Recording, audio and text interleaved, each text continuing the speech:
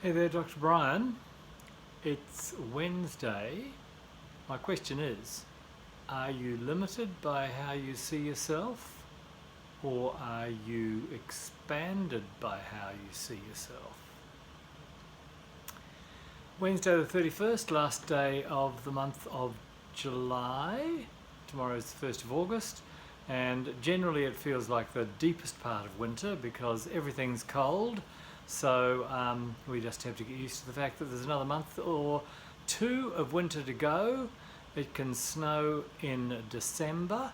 That's rare, but it can be cold right through to October.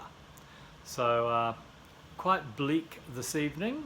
So again, that really interesting perception that when you add some humidity to the air, how everything suddenly feels much colder at the same temperature, or hotter. Put steam on the rocks in the sauna and wait for the temperature to soar as that steam humidity hits the air. So, how do we describe ourselves? And do we describe ourselves in a way that, if you like, excuses our behaviour? We describe ourselves by our limitations, give ourselves a describer that makes us in some way a victim, or do we choose a describer that is much more expansive, that we don't describe ourselves as someone with diabetes or someone with a bad leg or some other limiter, or do we describe ourselves as a group who could be described as somehow at a social disadvantage, like I'm poor, or I was never educated, or I'm gay, or anything that people are inclined to use as a personal tag that somehow we have to be nice to them, that they deserve some preferential treatment, that they are on the receiving end of a level of criticism and social disapproval.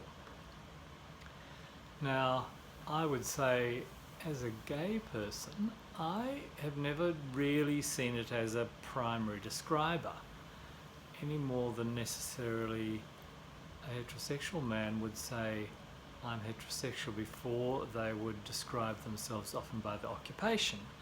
Because we are traditionally the producers, and we produce, go to work, support a family. It's not my role, but nevertheless, that is still, if you were introduced at a party and someone said, what do? You would tend to say what you did for your occupation and revenue, not that you play soccer particularly well. But if you did it professionally, you would say, I'm a soccer player. So, I am interested in the concept that when I meet clients, are they talking about their limitations and seeing them as cast in stone, or are they just seeing them as a pivot where they have to reevaluate some aspect of their life to move forward with more ease? And it's very easy to fall into a describer that often gets attached as a diagnosis, and that diagnosis is quite often offered as something that doesn't change. But I'd have to say I think that's a flawed premise, and quite often the diagnosis can be transitory. So, are you always an alcoholic? Or could you actually change your perception, change your habits, and no longer be the victim of alcohol, but you could become the master of alcohol, recognizing that it is potentially a slide which, if you get on it, it can take over and control you because you've given up control of it. So I know that when Dad chose to stop drinking and then wanted to do it as a thing and not as a transition back to drinking again, he was successful in that, and he didn't drink again. The drug they gave him may have helped him have cancer, but that's another story. I might look that up one day and see what the side effects are now known to be and whether it's still available. It's quite likely off-label, off-market and no longer allowed.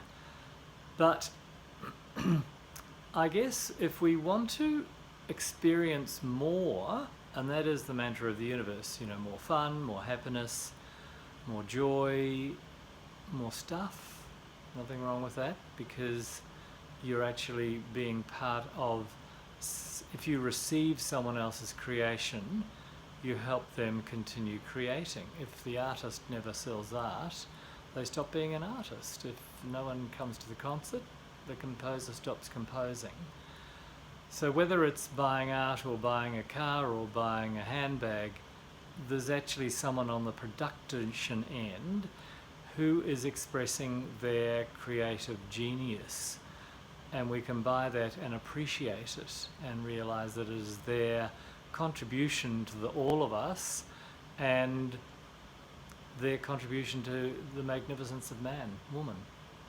So, a roaming topic. However, I'm curious in how we choose to describe ourselves and our describe as limiting, because quite often it keeps you stuck in a place you don't want to be, but it's very hard to see past it when it's all you can see. So I'd say my experience is that while people may know that I'm gay, I don't see it as a something as to why they would or wouldn't see me professionally. I'm assuming that they see me professionally because of what I offer in terms of my ability and skill. And if they don't like me, I assume it's because they don't like me any more than everyone likes everyone. And I wouldn't actually tag it to anything other than they may find me hard to speak to or not quite their person or some other describer that actually would mean that we don't have a connection, and therefore that's not an appropriate misconnect if we're going to actually work together on a fairly intimate personal level in terms of working with their health, which is an integral part of who you are. So, some interesting thoughts for each of us. How do we describe ourselves? Is it expansive or is it limiting? If you'd like to change that, there are lots of programs that we can work with that can help you redefine yourself in a way that actually anchors you to your power, to your strengths, to your uniqueness, that makes us who we are, and also creates the tapestry of every society that we are different, and in our differences we create a whole that's balanced. It's got nothing to do with your value. Your value is, you say, God-given, and the role of our community is to recognize that intrinsic value in each of us, but realize that we contribute things of different value and make different contributions, and that will often give us a different recognition level in our community as a result of our contribution. So, that's Wednesday. It's the last day of the month. It's the finishing of another 12th of the year. We're over the halfway point. It's August, and August seems to just fall into Christmas like throwing a brick out a window. So get ready, the end of the year is coming in a good way. Okay, I will leave you and wish you well for a great week. All the best, bye.